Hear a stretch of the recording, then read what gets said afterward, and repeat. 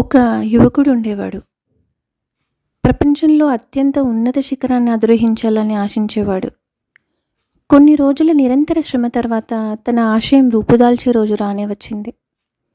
తన కష్టానికి తాను మాత్రమే ప్రశంసించబడాలని శిఖరాధిరోహణకు ఒంటరిగానే పూనుకున్నాడు. అసలే శీతాకాలం మంచు.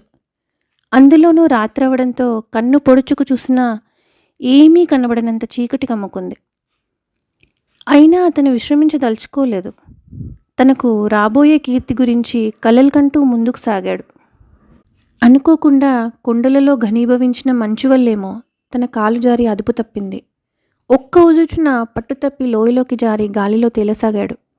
మరణభయం కమ్ముకురాగా తను చేసిన తప్పొప్పులన్నీ తలపుకు రాసాగాయి. ఇంతలో ఆ తాడు మరింత వదిలైపోయి లోయలోకి పూర్తిగా జారి తాడుకు గాలిలో వేలాడసాగాడు.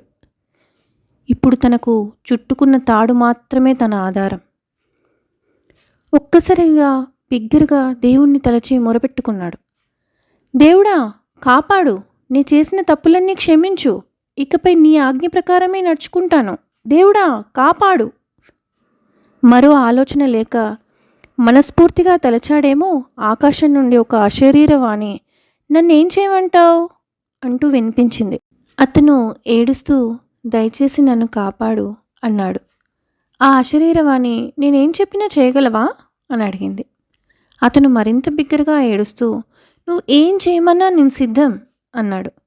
అప్పుడు ఆ అశరీరవాణి అయితే నువ్వు వేలాడుతున్న ఆ తాడును తక్షణమే తెంచేయి అని పలికి అదృశ్యమైపోయింది. అతను బిత్తరపోయి భయంతో తాడును వదలకపోగా తన బలాన్నంతా పోగు చేసి మరింత గట్టిగా పట్టుకున్నాడు. మరుసటి రోజు ఉదయం అక్కడ చేరుకున్న భద్రతా దళాలు మంచుతో ఘనీభవించిన తాడుకు వేలాడడం వల్ల అతను మరణించినట్టు ధృవీకరించారు. భూమికి ఆ ఉపరితలానికి కేవలం 6 అడుగుల ఎత్తులో. తన భయమే తనని చంపేసింది. So how attached are you with your rope? Will you let go to let come new and better things? Let go the old.